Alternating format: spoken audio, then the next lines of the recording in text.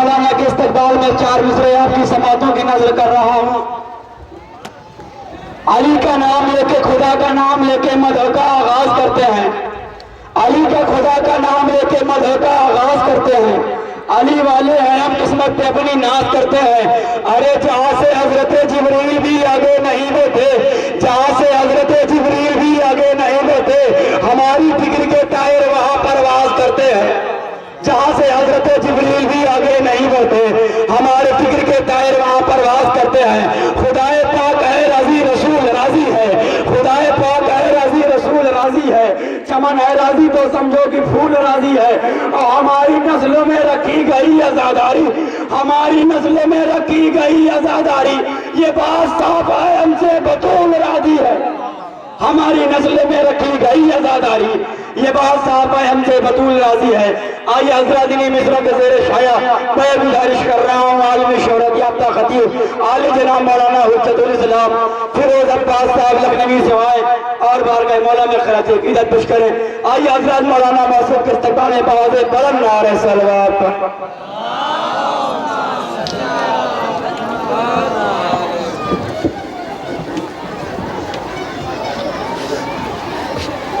اعوذ باللہ السمیع العلیم من الشیطان اللعین اللعین الرجیم بسم اللہ الرحمن الرحیم الحمدللہ رب العالمین والصلاة والسلام علی اشرف الانبیاء والمرسلین ابی القاسم محمد وعلی آلہ الطاہرین المعصومین المظلومین واللعن الدائم علی اعدائهم اجمعین اما بعد، عروج عزم حسینی خلیل پا نہ سکے، عروج عزم حسینی خلیل پا نہ سکے، بنایا کعبہ مگر کربلا بنا نہ سکے۔ عزیزان محترم، آج آپ صبح سے لے کے اس وقت تک جن عظیم ذوات مقدسہ کے آغاز سفر غربت کو یاد کرتے ہوئے یہاں تک پہنچے، ان شخصیتوں کے عظیم پیشوا کا نام حسین ہے، جس کے ساتھ یہ قافلہ 28 رجب کو مدینہ منورہ سے نکلا تھا۔ کیوں نکلا تھا؟ مقصد اس درجہ عظیم تھا، اتنا بلند تھا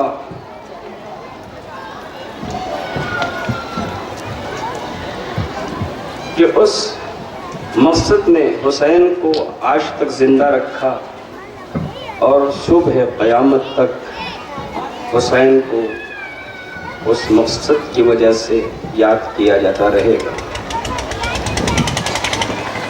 میرے اور آپ کے آقا جناب امام حسین علیہ السلام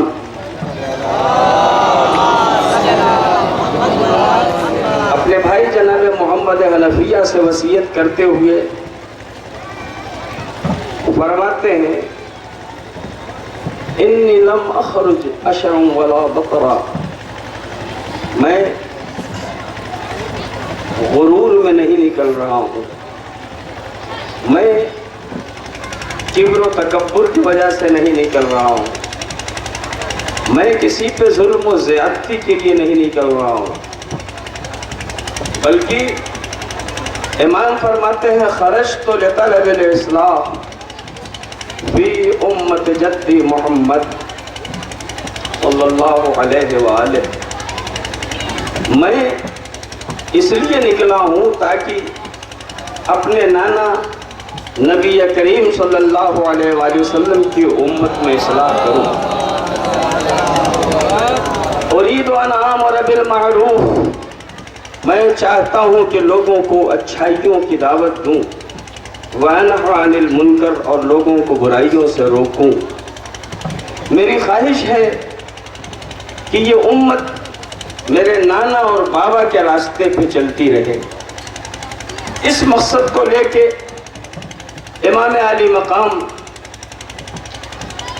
پہلے مکے اور پھر اس کے بعد کربلا کی سرزمین پہ وارد ہوتے ہیں، اور جب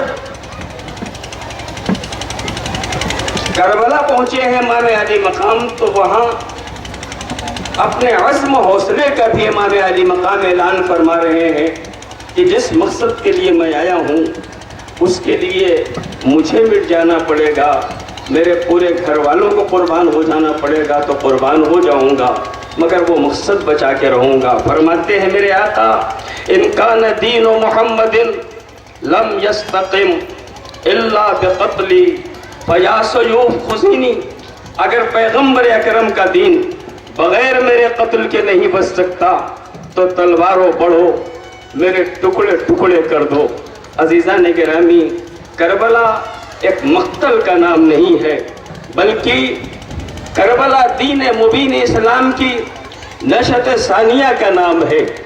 کربلا میں دین کو دوبارہ زندہ کیا گیا ہے، اور یہی وجہ ہے کہ جو صاحبان فکر ہیں وہ کہتے ہیں کہ نبی کریم صلی اللہ علیہ وآلہ وسلم اور حسین کے درمیان جو رشتہ ہے وہ یہ ہے کہ پیغمبر کی وجہ سے دین پہچانا جاتا ہے۔ نبی کریم دین لائے ہیں نا، پیغمبر کی وجہ سے دین پہچانا جاتا ہے، اور حسین نبی کریم کے نواسے ہیں۔ صاحبان فکر یہ کہتے ہیں کہ 10 محرم سن 61 ہجری تک جب بھی حسین کا نام لیا گیا تو حسین محمد عربی کے ذریعے پہچانے گئے، لیکن 10 محرم سن 61 ہجری کے بعد جب بھی محمد عربی کا نام لیا گیا تو پیغمبر خاتم حسین ابن علی کے ذریعے پہچانے گئے۔ حسین جس مقصد کے لیے کربلا کی سرزمین پہ تشریف لائے تھے، اس مقصد میں اس درجہ امام علی مقام نے کامیابی حاصل کی ہے کہ جب کربلا کا واقعہ گزر چکا ہے اور امام زین العابدین صلاۃ والسلام سے سوال کیا گیا ہے کہ مولا کربلا میں آپ کے بابا اور یزید کے درمیان جنگ ہوئی، یہ بتائیے جیتا کون ہے، ہارا کون ہے؟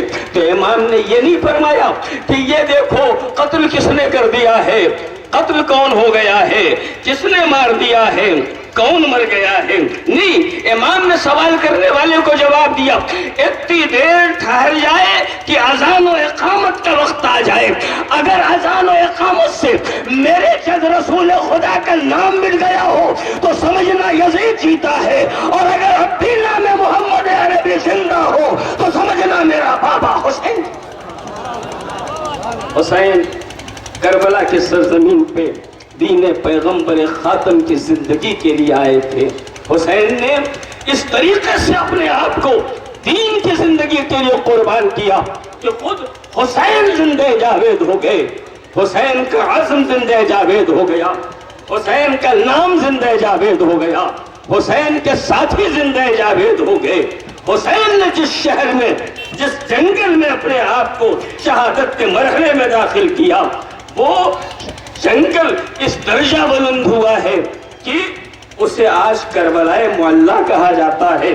عزیزان گرامی، معمولی کام نہیں کیا ہے امام علی مقام نے کربلا کے سرزمین پہ، معمولی افراد کو لے کے نہیں آئے تھے امام علی مقام کربلا کے سرزمین پہ، بلکہ کسی شاعر نے بڑے پیارے انداز میں وہاں کے افراد کی تصویر کشی کرنے کی کوشش کی ہے۔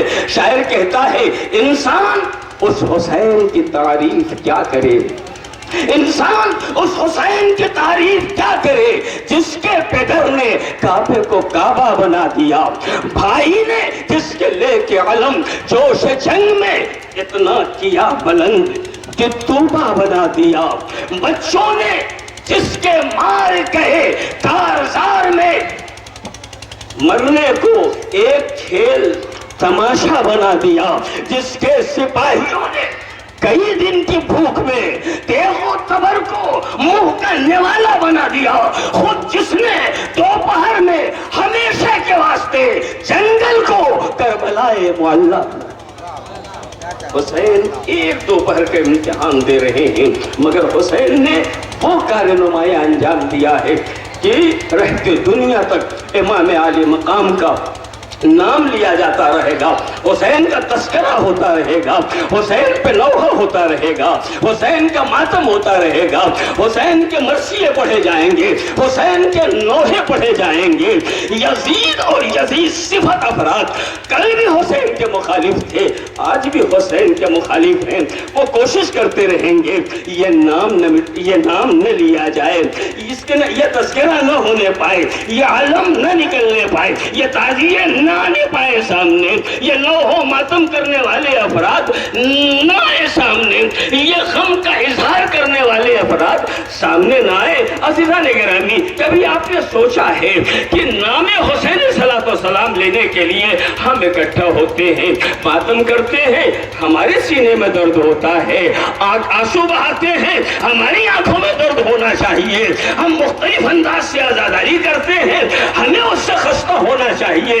جو ماتم نہیں کرتا اس کو کیا سروکار ہے، جو نہیں روتا اس کو اس سے کیا مطلب ہے، جو عزاداری نہیں کرتا اسے کیا پریشانی ہو رہی ہے، لیکن نہیں عزیزان گرامی، حسین کا یہ اقدام ظالم کے خلاف تھا، حسین کا اقدام ظالم کے خلاف، ظالم کے خلاف کا مطلب جانتے ہمارے اور آپ کے پانچویں امام محمد باقر صلاۃ والسلام انتقال سے پہلے وصیت کی تھی کہ یہ 10,000 درہم میرے مال سے الگ کر دیے جائیں، تاکہ جب ساری دنیا خانے کعبہ میں حج کے لیے جمع ہو تو اس موقع پہ اس پیسے سے میرا غم منایا جائے۔ کب؟ جب ساری دنیا مکے میں حج کے لیے اکٹھا ہو تو امام فرماتے ہیں اس پیسے سے وہاں پہ میرا غم منایا جائے۔ کیا ہے مطلب غم کا عزیزان گرامی؟ غم کا مطلب یہ ہے کہ جب کچھ لوگ روئیں گے، دیکھیے آپ راستہ چلتے رہتے ہیں، بہت سے لوگ ہنستے ملتے ہیں، کبھی آپ نے رک کے پوچھا کہ بھائی تم ہنس کیوں رہے ہو؟ ہنسنے والے ہنستے رہتے ہیں، ہم کبھی کسی سے نہیں پوچھتے کہ تم ہنس کیوں رہے ہو، لیکن اگر کوئی راستے میں روتا ہوا دکھائی دے تو ہر چلنے والا بڑھ کے پوچھ لے گا بھائی کیا ہو گیا، تم رو کیوں رہے ہو؟ توجہ ہے نا عزیزان گرامی؟ امام نے کہا یہ رقم جو ہے میری عزاداری پر صرف کی جائے گی، کب؟ جب ساری دنیا کے افراد مکے میں حج کے لیے جمع ہو جائیں۔ مطلب کیا تھا؟ مطلب یہ تھا کہ جب اتنے بڑے مجمع میں کسی پہ آنسو بہائے جائیں گے تو لوگ روک کے پوچھیں گے بھائی یہ تم کس کا غم منا رہے ہو؟ بتانے والا کہے گا ہمارے امام کا غم ہے۔ کیوں منا رہے ہو؟ ان کو مظلومی سے مارا گیا، کس نے مارا؟ قاتل کا نام لیا جائے گا، جب قاتل کا نام لیا جائے گا، مظلوم کا مظلومے کے ساتھ تذکرہ کیا جائے گا تو لا محالہ دلوں میں ظالم سے نفرت پیدا ہوگی، مظلوم کی محبت پیدا ہوگی۔ جانتے ہیں عزاداری کا مطلب یہی ہے عزیزان گرامی، ہم کسی سے کچھ نہیں کرتے، ہم خالی روتے ہیں اور رونے میں پوچھا جاتا ہے کس کو رو رہے ہو؟ ہم پوچھتے ہیں حسین کو رو رہے ہیں۔ حسین کون حسین؟ کہ رسول اللہ کے نواسے حسین، علی کے بیٹے حسین، زہرا کے فرزند حسین کو رو رہے ہیں۔ کیوں رو رہے ہو؟ اس لیے کہ ان کو اور ان کے بھرے ہوئے گھر کو صحرا میں بلا کے مار دیا گیا۔ کس نے مارا؟ کس نے مارا؟ پتا چلا یزید نے مارا، فرزند فاطمہ کو یزید نے مار دیا۔ یزید جیسے غیر ذمہ دار کو تخت حکومت پہ کون لایا؟ پتا چلا اس کے باپ نے اسے اس مندر میں بٹھایا تھا۔ کہ اچھا تو غیر ذمہ دار باپ کو اس تخت میں کس نے بٹھایا تھا؟ آپ دیکھ رہے ہیں کربلا کی بات دھیرے دھیرے مدینے پہنچ رہی ہے۔ قتل حسین کے ذکر کے اوپر یہ پابندیاں اس لیے لگائی جا رہی ہیں کہ دنیا یہ محسوس کرتی ہے کہ جب حسین کا ذکر ہوتا ہے تو ذکر حسین ایک طرف ہوتا ہے، دوسری طرف یہ اندازہ لگتا ہے حسین کا قتل کربلا میں نہیں ہوا ہے، سقیفہ میں ہوا ہے۔ حسین کا قتل सकीफा में हुआ है। असल में वो जो साजिश थी वो बरूए कार लाई गई है करबला के सरजमीन पे। तो अजीजा निगरानी, मेरे और आपके आका हुसैन इब्न अली का जिक्र कल भी हो रहा था, आज भी हो रहा था, सुबह क़यामत तक होता रहेगा। न कल कोई जालिम इसे मिटा सका, न आज तक कोई मिटा सका, न सुबह क़यामत तक कोई मिटा सकेगा। जैसे शायर ने प्यारी बात कही है, हर चंद अहले जौर ने चाहा ये बारहा, हर चंद अहले जौर ने चाहा ये बारहा, हो जाए महव याद शहीदाने करबला, बाकी रहे न नाम ज़मीं पर हुसैन का, लेकिन किसी का जोर अजीजों न चल सका। अब्बास नामवर के लहू से धुला हुआ अब भी हुसैनियत का अलम है खुला हुआ। यही वजह है अजीजा निगरानी कि ये तस्करा अलग अलग अंदाज से मुख्तलिफ लोग इस अंदाज से करते हैं और दुनिया को बताते हैं हुसैन को भूल जाओगे दीन तुम्हारे हाथों से निकल जाएगा, हुसैन को छोड़ोगे मजहब तुम्हारे हाथों से निकल जाएगा, हुसैन को छोड़ोगे कलमा तुम्हारे हाथों से निकल जाएगा, हुसैन को छोड़ोगे नमाज़ें तुम्हारे हाथों से निकल जाएंगी, हुसैन को छोड़ोगे रोज़ो हज्जो ज़कात तुम्हारे हाथों से निकल जाएगा। अजीम तरीन शख्सियत हिंदुस्तान की ख्वाजा अजमेरी क्या फरमाते हैं, शास्त हुसैन, बादशास्त हुसैन, दीनस्त हुसैन, दीपनास्त हुसैन, सरदार नदा दस्तल दस्त यजीद, हक्का की बिना इलास्त हुसैन। हुसैन शाह है, हुसैन बादशाह है, हुसैन दीन है, हुसैन दीन को पनाह देने वाले हैं। हुसैन ने सर दे दिया लेकिन यजीद के हाथों पे बैत नहीं की। हकीकत यह है कि बुनियाद ला इलाहा इल्लल्लाह हुसैन है। अजीजा निगरानी, आप सुबह से मुस्तकिल इस गर्मी में इन सारे फराइज को अंजाम देते हुए आगे बढ़ रहे हैं। मैं नहीं चाहता कि आपको बहुत ज्यादा थकाऊं। अजीजा ने मोहतरम, वो हुसैन जिनका हम तस्करा कर रहे हैं वो किस अंदाज से दीन पैगंबर की हिफाजत के लिए अपने वतन को छोड़ रहा है, मामूली बात नहीं है अजीजा निगरानी। उधर अमीर शाम के इंतकाल होता है और इधर कासिद मदीने आता है, वलीद के पास खत पहुंचता है, हुसैन को बुलाओ और उनसे बैत ले लो। इमाम अली मकाम के पास कासिद जाता है, इमाम दरबार वलीद में आते, अभी करबला की सरजमीन नहीं है जहां हुसैन यक्को तनहा खड़े हलमिन की सदाएं दे रहे हो। नहीं, हुसैन जब दरबार वलीद में जाते हैं तो बनी हाशिम के 18 नौजवान हैं जो हुसैन के साथ साथ उस दरबार तक पहुंच रहे हैं।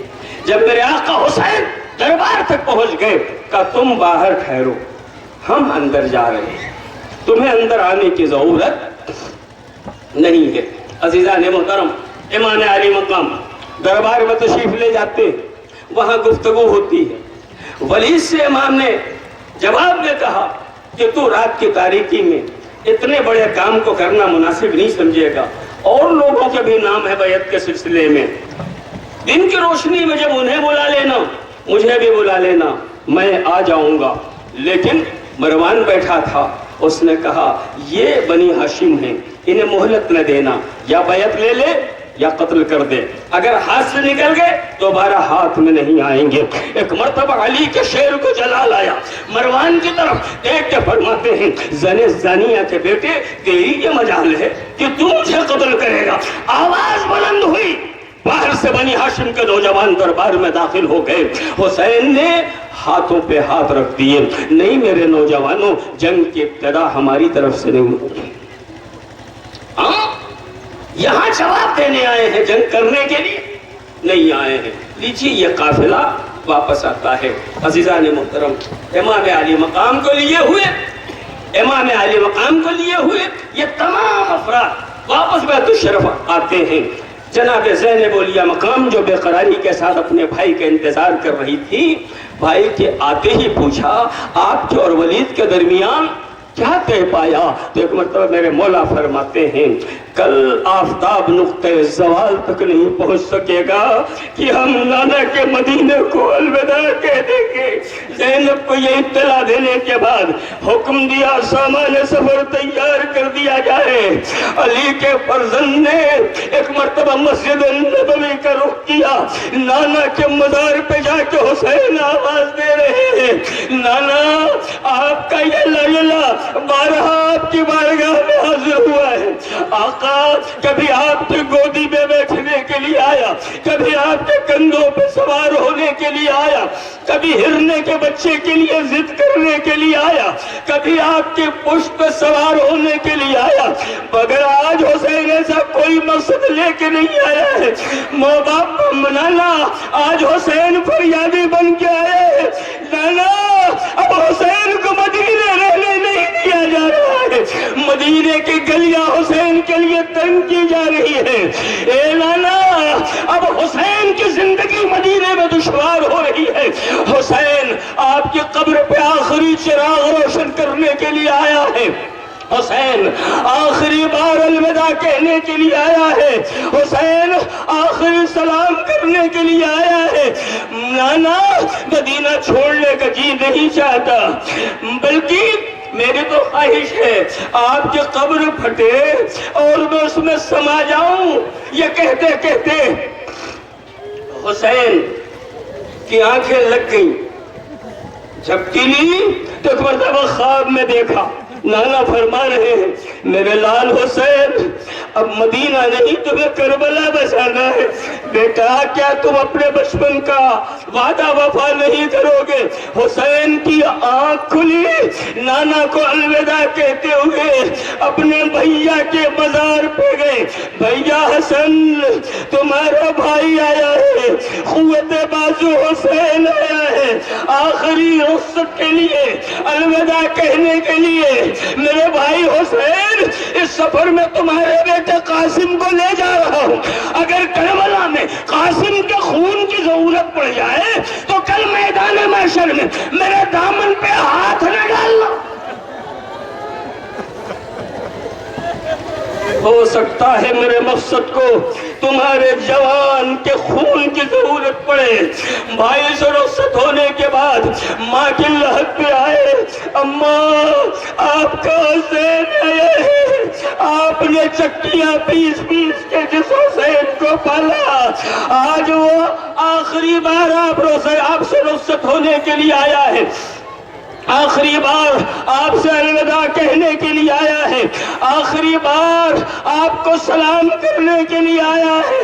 ماں سے بھی رخصت ہوتے ہیں، شاید حسین نے کہا ہو اماں آپ کی محبت و مروت کی ضرورت ایک سخت منزل پہ آنے والی ہے، جب میں 10 محرم کو گھوڑے سے گر کے آواز دوں اماں تیرا حسین بلا رہا ہے، وعدہ کرو ماں تم کربلا ہوگی، مجھے اپنی آغوش میں لوگی، تاکہ جب کند خنجر شمر کا چلے تو جہاں اس کی حدت کا احساس ہو تمہاری آغوش کی گرمی کا بھی احساس ہو۔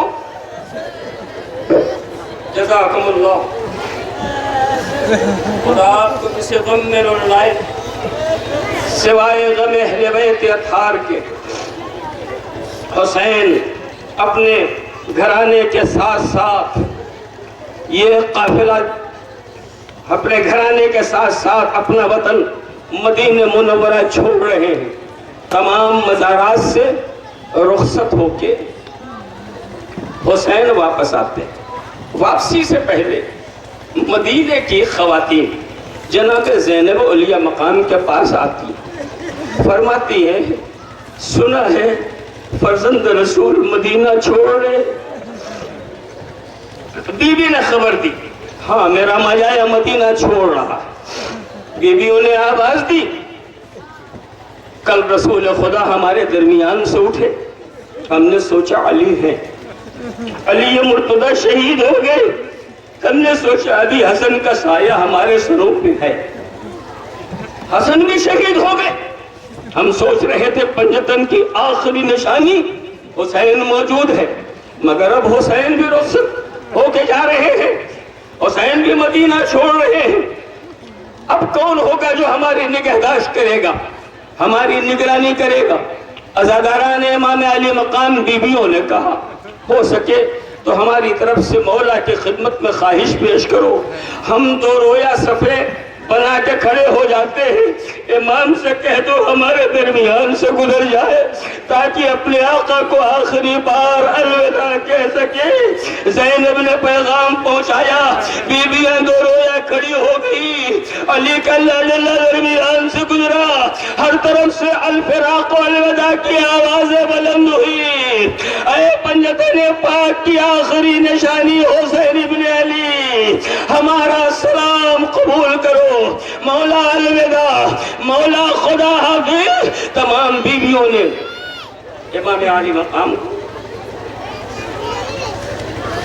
اس موقع پر رخصت کیا. جو قافلہ حسین لے کے مدینے کی طرف جا رہے ہیں, مدینے سے مکے کی طرف لے کے جا رہے ہیں, اس قافلے میں ایک خاص شخصیت بھی حسین کے ساتھ ہے.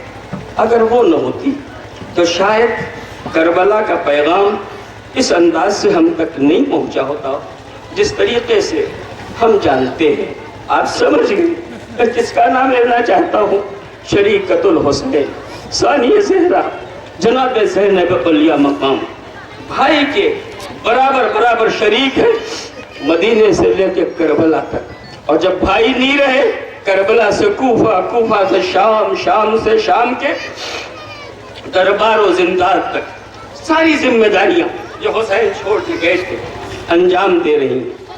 وہ کتنی اس وقت پریشان ہے جب پتہ چلا حسین جانے والے ہیں.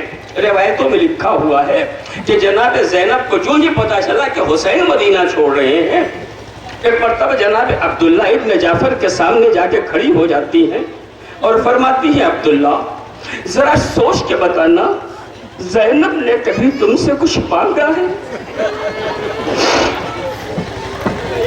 علی کی بیٹی عبداللہ ابن جعفر سے کہتی ہے, جب سے ہماری تمہاری شادی ہوئی سوچ کے بتانا زینب نے کبھی تم سے کچھ مانگا ہے؟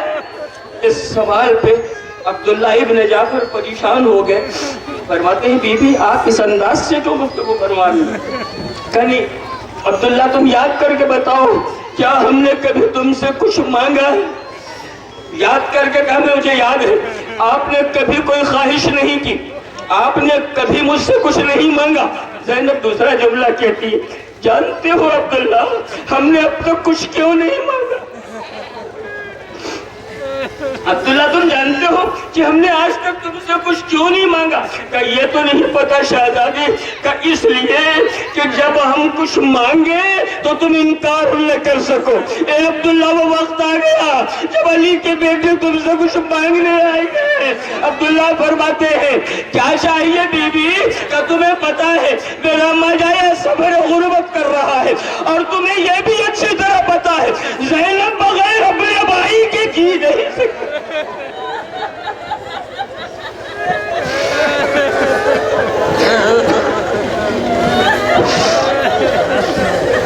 عبداللہ تمہیں اچھی طریقے سے پتا ہے حسین سفر غربت کر رہے ہیں, اور تمہیں یہ بھی پتا ہے کہ زینب بغیر اپنے بھائی کے زندہ نہیں رہ سکے گی.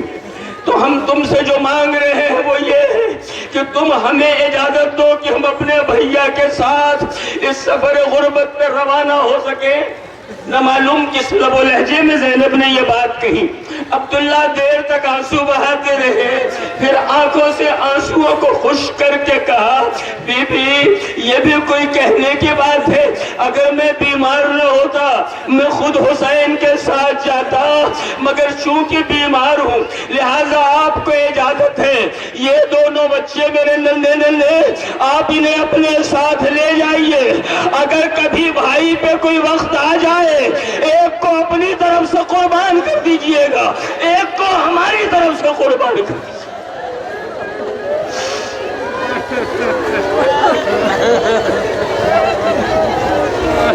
جزاکم اللہ, خدا آپ کو کسی غم میں نہ رلائے سوائے غم اہل بیت اطہار کے. وہ وقت آیا جب مدینے سے یہ قافلہ روانہ ہو رہا ہے. ایک خاص اہتمام کیا گیا تھا مدینے سے چلنے کا، ایک خاص اہتمام کیا گیا تھا. بنی ہاشم کے نوجوان دور دور تک حفاظتی انتظام میں لگے ہوئے تھے. خبردار کوئی قریب سے نہ گزرنے پائے. مخدرات اس وقت حالت سواریوں پہ سوار ہو رہی،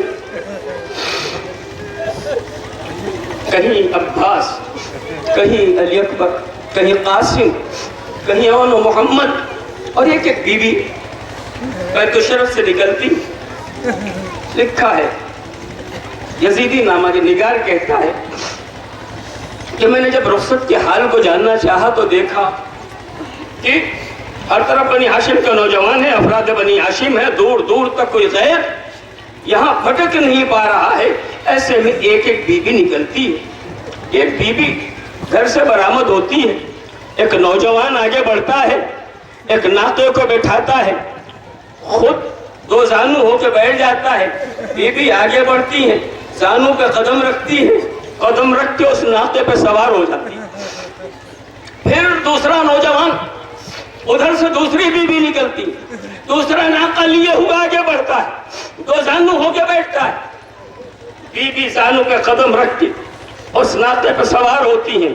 اس طرح ایک ایک بیوی ناقے پہ سوار ہو رہی ہے. میں نے پوچھا یہ کون سی بیوی ہے، کس نے سوار کیا؟ پتا چلا یہ بیوہ حسن مشتبہ پرواں ہیں جنہیں قاسم نے سوار کیا. ان کے بعد کون سی بیوی تھی؟ کہ وہ رباب تھی جنہیں قاسم و علی اکبر نے سوار کیا. اس کے بعد کون سی بیوی تھی؟ کہ وہ ام لیلا تھی جنہیں جناب علی اکبر نے سوار کیا. ایک ایک بیوی کو ایک ایک جوان سوار کرتا رہا. عزیزان گرامی، ایک مرتبہ وہ نامہ نگار کہتا ہے ایک مرتبہ میرے ہوش اڑ گئے، سارے کے سارے افراد حرکت میں آ گئے. عباس تیزی سے آگے بڑھے، حسین نے کرسی کو چھوڑ لیا، جناب قاسم، جناب علی اکبر سب کے سب سمٹ کے اس بیوی کو اپنے حصار میں لے لیتے ہیں، ناقے کے پاس لاتے ہیں اور انہیں جناب ابو الفضل عباس نے سوار کیا. میں نے کہا ساری بیویوں کو ایک ایک جوان نے سوار کیا، یہ کون سی بیوی ہیں جن کے لیے ہر ایک اکٹھا ہو گیا؟ خود حسین اپنی کرسی سے کھڑے ہو گئے. پتا چلا یہ کوئی اور نہیں ہے، یہ علی کی لاڈلی حسین ابن علی کی بہن زینب اولیاء مقام شریکت الحسین، جسے سوار کرنے کے لیے خود حسین بھی آگے بڑھے ہیں تاکہ اپنی بہن کو اس قافلے میں شامل کر سکے. عزاداران امام علی مقام، میں نے بڑے مختصر انداز میں آپ کی خدمت میں گزارش کر دی کہ مدینے سے یہ قافلہ اس انداز سے نکل رہا ہے. ایک دو باتوں کی طرف روشنی اور ڈال دوں اور گفتگو تمام عزیزان گرامی. قافلہ دھیرے دھیرے جا رہا ہے. اتنے میں اچانک بہت پیچھے سے ایک نحیف سی آواز آئی، قافلے والوں ذرا قافلہ روک دو، قافلے والوں ذرا قافلہ روک دو. مڑ کے دیکھا گیا تو حسین کی بیمار بیٹی سغرا فریاد کرتی ہوئی آگے بڑھ رہی ہے. پھوپھی اماں، اگر آپ کی محفل میں جگہ نہ ہو فضا کی محفل میں بٹھا دو، مگر خدا را ہمیں تنہا مدینے میں خدا را ہمیں اکیلا مدینے میں نہ چھوڑو.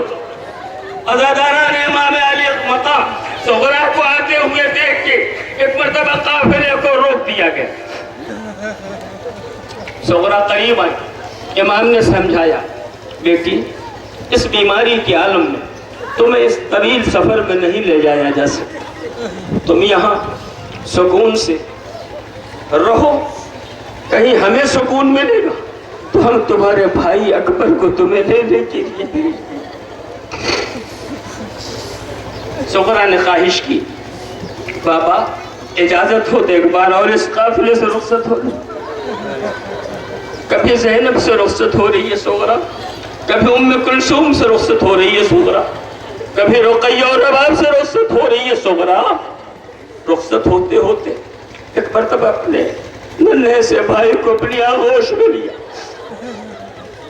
اور لے کے چھوٹے بھیا کو پیار کرنے لگی. بھائی بھی نہ معلوم اس بہن سے کتنا مانوس تھا کہ آفتاب چڑھتا جا رہا ہے. ایک بی بی کوشش کر رہی ہے, سغرا علی اصغر کو ہمارے حوالے کرو تاکہ قافلہ آگے بڑھے. سغرا نے ایک شرط رکھی, میں اپنے بھائی کو خود تو نہیں دے سکتی, ہاں اگر آپ میں سے کسی کے آغوش میں چلا جائے تو مجھے کوئی اعتراض نہیں ہے. عزاداران امام علی مقام ہر بیوی کوشش کر چکی ہے مگر اصغر بہن کے گود چھوڑنے کو تیار نہیں ہے. بہت دیر ہوئی, حسین نے پوچھا کیا وجہ ہے؟ معلوم ہوا اصغر صغرا کی گود کو چھوڑنے پہ آبادہ نہیں, اور صغرا کی شرط ہے ہم خود سے نہ دیں گے, میرا بھائی چلا جائے تو جس کے پاس جائے لے جائے. ایک مرتبہ حسین آئے, روایت کہتی ہے آہستہ سے کانوں میں کچھ کہا, امت کے بچہ حسین کی گود میں آ گیا. سنو گے عزاداروں کیا کہا؟ شاید حسین نے کہا ہو بیٹا علی اصغر, کربلا کے میدان میں جو امتحان دینا ہے وہ امتحان اس وقت تک مکمل نہیں ہوگا جب تک تم اپنے گلے پہ تیر کھا کے مسکراؤ گے نہیں. اے بیٹا, کیا تم اپنے باپ کو ناکام دیکھنا چاہتے ہو؟ اگر باپ کی کامیابی تمہارے مطمع نظر ہو تو تم باپ کی آغوش میں بچہ ہومت کے باپ کی آغوش میں آ گیا. عزاداروں, میں نے اپنے گفتگو تمام کر دی. یہ قافلہ چلا. وطن چھوڑنا کوئی معمولی کام نہیں ہے, وطن چھوڑنا کوئی معمولی کام نہیں ہے. عزیزو, وہ بھی وہ وطن جسے مدینہ کہا جاتا ہے.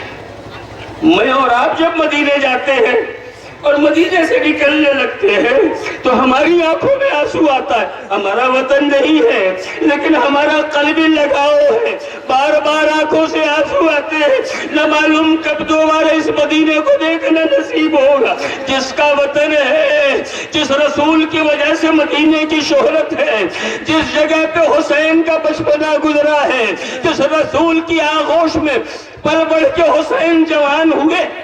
ان سے زیادہ بھی مدینے کی محبت کسی کے اندر ہوگی مگر حسین مدینہ چھوڑنے پر مجبور ہیں.